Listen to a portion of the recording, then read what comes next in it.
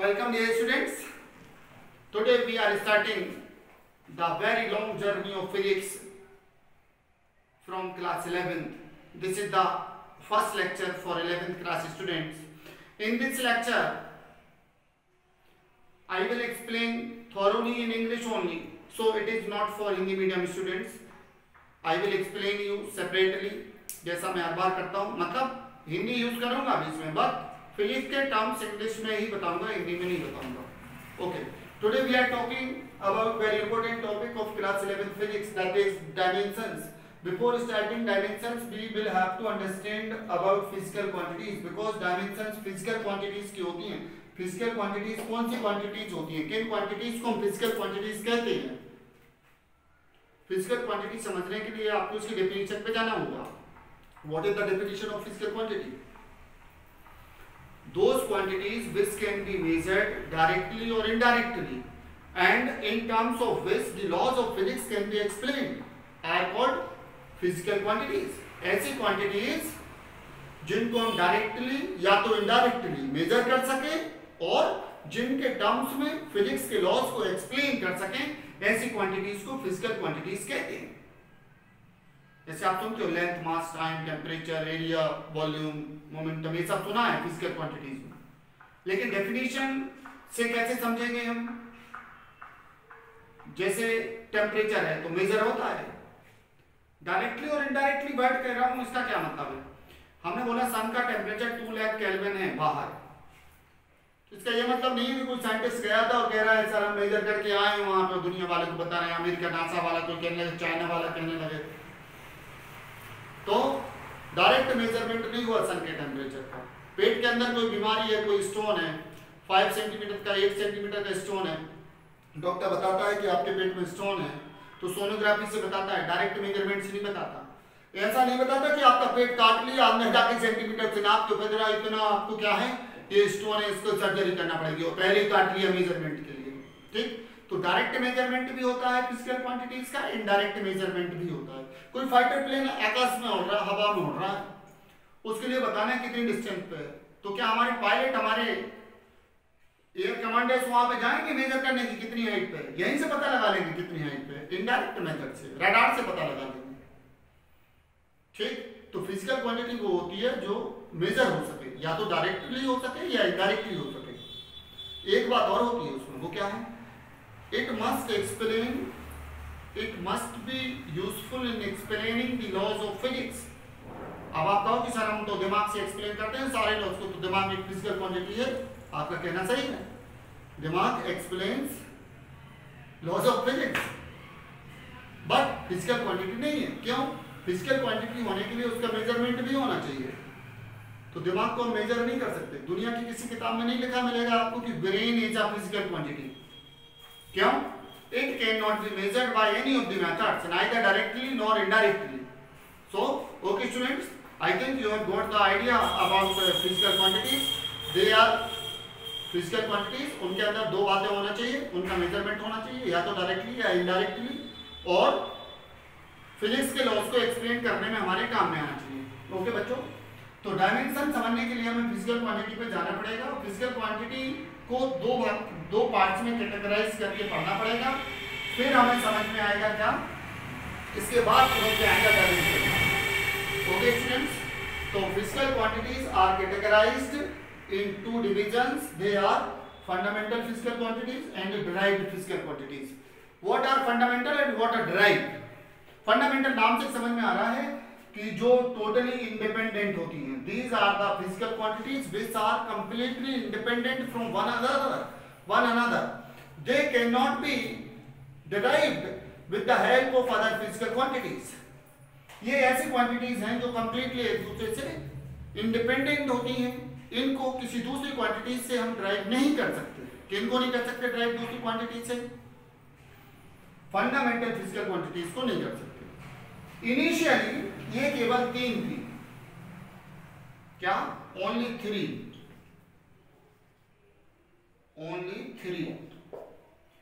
Fundamental physical quantities.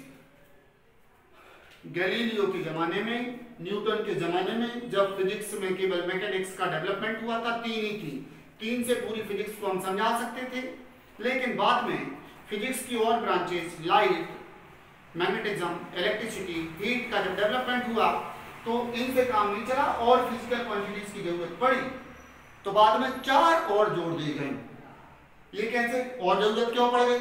जैसे घर में 4 भाई रह रहे हैं, उनके शादी ब्याह होते हैं तो और मकान चाहिए पड़ता बड़ा है कि 2 और मकान बनवा लिया, 1 और बनवा लिया, 1 और बनवा लिया। ऐसे ही फिजिक्स में जैसे जैसे डेवलपमेंट होता रहता है, वैसे वैसे क्या होता रहता है, जैसे जैसे डेवलपमेंट होता जाएगा वैसे वैसे एडवांसमेंट जहां जहां लगेगा तो साइंटिस्ट करेक्शन करते चलते हैं। तो बाद में 4 और फिजिकल क्वांटिटी जोड़ी गई। शुरू में केवल 3 थी, लेंथ, मास और टाइम। 4 और कौन सी जोड़ी गई देखिए आप जरा। Temperature,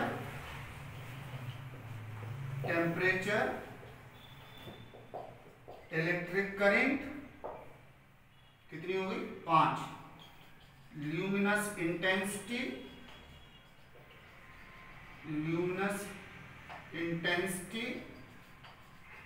and amount of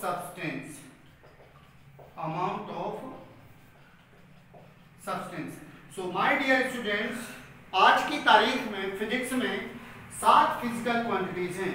starting में केवल 3 थी और now they are 7 in number. आज हम पूरी फिजिक्स को 7 फिजिकल क्वांटिटीज की हेल्प से एक्सप्लेन कर सकते हैं। ऐसे सिस्टम में 2 सप्लीमेंट्री और मानी गई हैं, प्लेन एंगल और सॉलिड एंगल। जिस दिन ऐसा सिस्टम की बात करूंगा मैं आपको वो भी बताऊंगा जरूर। तो 7 से पूरी फिजिक्स को समझा सकते हैं।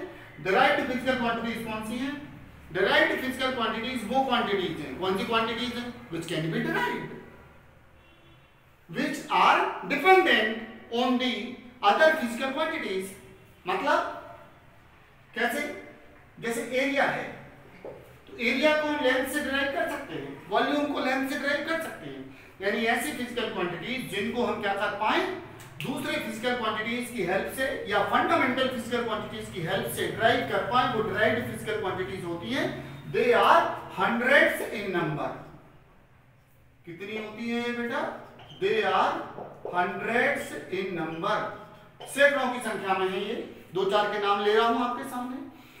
इनके अलावा आपको फिजिक्स में जो याद आए, इन 7 के अलावा, कौन 7 के अलावा? Length, mass, time, temperature, electric current, luminous intensity और अमाउंट ऑफ सब्सटेंस। ये 7 मैंने 3 सेकंड में बोल के दिखाया है। इन 7 के अलावा जितना जो याद आए वो सारी physical quantities are the derived physical quantities. They all can be derived with the help of these 7. Okay students? तो area, volume, momentum, acceleration, speed, work, power, energy, torque, सारा कुछ, इलेक्ट्रिकल रेजिस्टेंस, इलेक्ट्रिक पोटेंशियल आप अभी पढ़ के आए हो, ठीक? These all are the derived physical quantities. तो ओके स्टूडेंट्स, ये था बेस जो हमें डायमेंशंस समझने से पहले दिमाग में आना जरूरी था। अब हमें आज जो टॉपिक ले रहे हैं that is dimensions. Okay, what are the dimensions? ठीक, तो डायमेंशंस को अगर मैं एक शब्द में डिफाइन करूं तो डायमेंशंस को मैं बोलूंगा पावर्स। क्या? Dimensions are nothing but powers which are raised on the fundamental physical quantities to express the derived physical quantities। समझ में आया? ये एक प्रकार की पावर ही होती है जो कि फंडामेंटल फिजिकल क्वांटिटी पे लगाई जाती है डिराइव्ड फिजिकल क्वांटिटीज को एक्सप्रेस करने के लिए। कैसे देखेंगे क्या, है ना? जैसे अभी अब अपन बात करते हैं ना, हाँ, यहां ले रहे हैं फंडामेंटल फिजिकल क्वांटिटी, इसका डायमेंशनल सिंबल, डायमेंशनल फार्मूला भी इसके साथ ही अपन समझ लेंगे, और इसकी SI unit. Okay, fundamental physical quantity में मास का डायमेंशनल सिंबल होता है कैपिटल एम, और एसआई यूनिट होती है किलोग्राम, और इसका सिंबल होता है बेटा क्या? केजी। ओके, लेंथ एक क्या है? फंडामेंटल फिजिकल क्वांटिटी, अभी अपन ने नाम लिए थे। इसको अगर डायमेंशनली रिप्रेजेंट करेंगे तो स्क्वायर ब्रैकेट के अंदर ये इसका क्या है, परंपरा, कन्वेंशनली ये बना हुआ है ट्रेडिशन की, ऐसे ही एक्सप्रेस किया जाता है। एल ये क्या होगा, ऐसा यूनिट इसकी मीटर होगी, सिंबल स्मॉल एम होगा। ओके बच्चों, टाइम, टाइम का टी होता है डायमेंशनल सिंबल, और ऐसा यूनिट सेकंड होती है, सिंबल स्मॉल एस होता है। एक और physical quantity, electric current, electric current का डायमेंशनल सिंबल कैपिटल ए होता है, ऐसा यूनिट एम्पियर होती है, स्मॉल ए लिखा जाएगा। भले ही ये साइंटिस्ट का नाम है, लेकिन जब यूनिट में यूज होगा साइंटिस्ट का नाम तो स्मॉल लेटर से लिखेंगे, लेकिन सिंबल कैपिटल होता है। ओके, और एक और हमें जरूरत पड़ेगी टेम्परेचर की, ठीक है, बाकी की जरूरत नहीं पड़ेगी डायमेंशनल फॉर्मूले बनाते समय। टेम्परेचर, टेम्परेचर का कैपिटल के होगा, ठीक है, या कुछ बुक्स में हमारे जमाने में पढ़ते थे हम लोग थीटा भी पढ़ते थे, ठीक है, तो आप लोग देख लेना कहीं कोई को किसी बुक में थीटा मिले तो घबराना नहीं, थीटा मतलब समझ जाना कि टेम्परेचर की बात हो रही है। के, और इसकी यूनिट होगी केल्विन, केल्विन साइंटिस्ट के नाम पे है तो के स्मॉल रहता है और सिंबल इसका कैपिटल के होता है यूनिट का, ठीक। तो इतना आपको याद रहेगा क्या बेटा, रहेगा कि नहीं बताओ, जो याद रहेगा बोलो। ये टेबल याद हो जाएगी सबके लिए, देखो हमने अच्छा इसको ऐसे बना दिया टेबल को, ठीक। इसको वीडियो को 1 सेकेंड रोक के आप इसका स्क्रीनशॉट ले लीजिए, इसको लिख लीजिए, क्योंकि आगे जो डायमेंशंस हैं पूरी इनसे ही बनने वाली हैं, इनसे ही समझ में आने वाली हैं। समझ में आ रहा है कि नहीं आ रहा है? कोई डाउट हो तो आप मुझे फोन लगा लीजिए। बच्चे कहते हैं सर आप फोन नंबर नहीं देते, आज मैं आपको फोन नंबर दे रहा हूं मेरा। किसका फोन नंबर है ये? अनिल पांडे। और अनिल पांडे कौन है? ठीक, मैं अनिल पांडे हूं भाई, ठीक। और ऑफलाइन तो मैं 22 साल से पढ़ा रहा हूँ, 23 साल से, ठीक है। अब मैं इधर ऑनलाइन में देख रहा हूँ कि ऑनलाइन कैसा सिस्टम है, आजकल बहुत मजा आ रहा है, बच्चे वीडियो बहुत देख रहे हैं, बहुत अच्छे अच्छे कमेंट्स करते हैं। आपको भी अगर वीडियो पसंद आ रहा है, ये तो कोई बात ही नहीं है कि पसंद नहीं आएगा। अरे पसंद नहीं आ रहा है मतलब एक बार हाथ धो के अच्छे तो मुंह धो के और बैठो पढ़ने के लिए, फिर से समझो। ये फिल्म नहीं है, कॉमेडी वीडियो नहीं है कि आपको बैठ के दांत निकाल लिया, हंस लिया, ठीक। समझ में तो तब आएगा जब आप उसको शब्दों की श्रद्धा के साथ पढ़ोगे। जब आप कोचिंग पढ़ने आते हो मेरे पास, इतने दूर आते हो, इतनी सारी फीस पे करते हो, इतना टाइम एक्स्ट्रा जाता है और आप ध्यान से बैठते हो क्लास में, ये बताया सर ने, ये बता रही दिस यस दिस ऐसा। तो जब आप इसको मेरे इस लेक्चर को ये समझ लोगे कि मैं लाइव आपको पढ़ा रहा हूं, तो आपको फिजिक्स गारंटी से समझ में आएगी, कहीं कोई प्रॉब्लम नहीं होगी। और प्रॉब्लम होगी तो ये मेरा नंबर है। तो जब समझ में आ जाए तो प्लीज इस पसीने की कीमत इतनी चुका देना, कमेंट बॉक्स में अच्छा अच्छा लिख देना, ठीक। 4 दोस्तों को सब्सक्राइब करवा देना, बेल आइकन दबा देना, ठीक। गुरु दक्षिणा हो गई, समझ रहे हो? हाँ देखो जरा आप आगे डायमेंशन समझते पर है ना। डायमेंशन को हमने क्या बोला, dimension are nothing but the powers. Dimension क्या है? पावर्स ही है एक प्रकार की। कौन सी पावर्स है? जो कि फंडामेंटल फिजिकल क्वांटिटीज पे लगाते हैं हम डायमेंशनल फिजिकल क्वांटिटी को रिप्रेजेंट करने के लिए। समझो जरा इधर कैसे।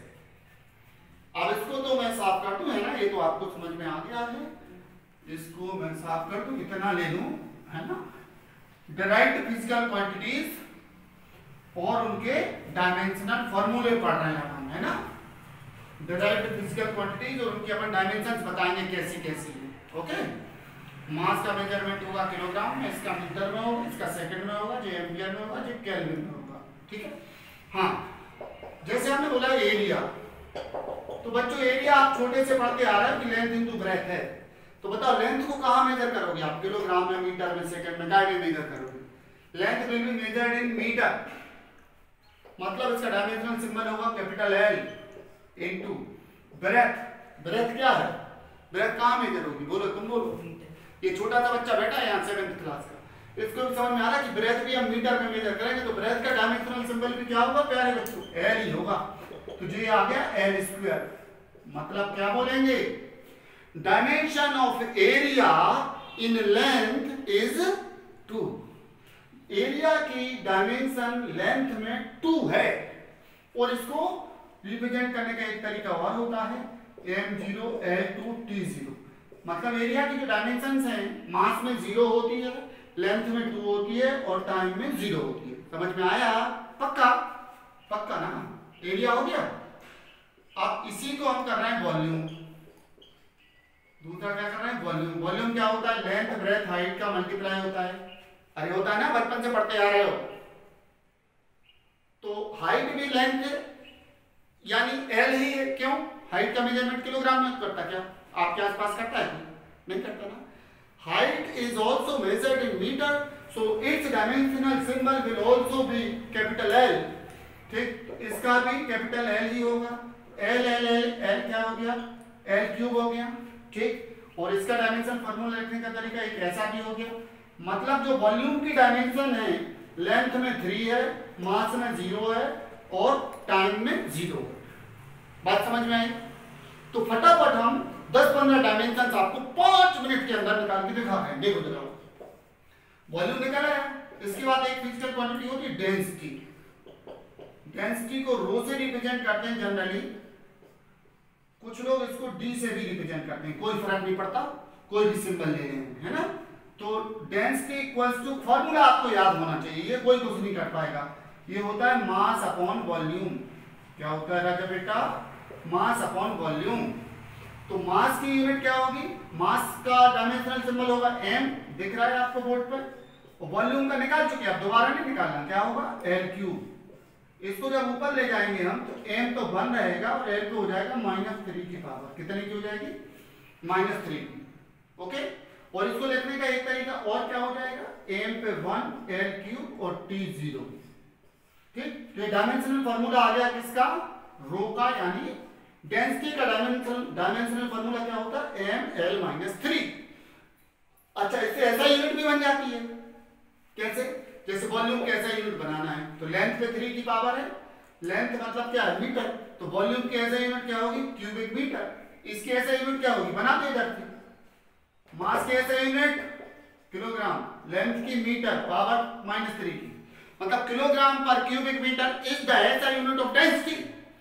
तो आज से आपको अब यूनिट्स याद नहीं करनी पड़ेंगी। यूनिट्स अकेली याद कौन सी? इतनी करनी पड़ेंगी और पूरी फिजिक्स की यूनिट्स बना देंगे अपन। अच्छा आइडिया है ना? ठीक, लगातार देखना है, मन लगा के देखना है, कॉपी पेन रख के बैठना है।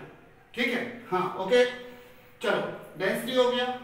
अब थोड़े थोड़े और बता देते हैं, है ना, कुछ और बता देते हैं, 2 4 10 और बता देते हैं।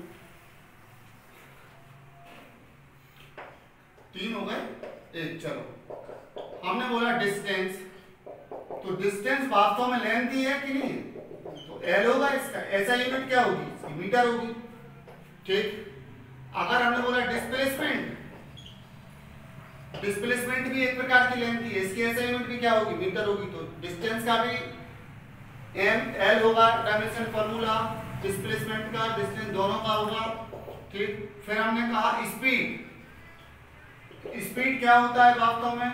Distance upon time. डिस्टेंस मतलब एल और टाइम यानी कैपिटल टी। तो ये एल क्या हो गया?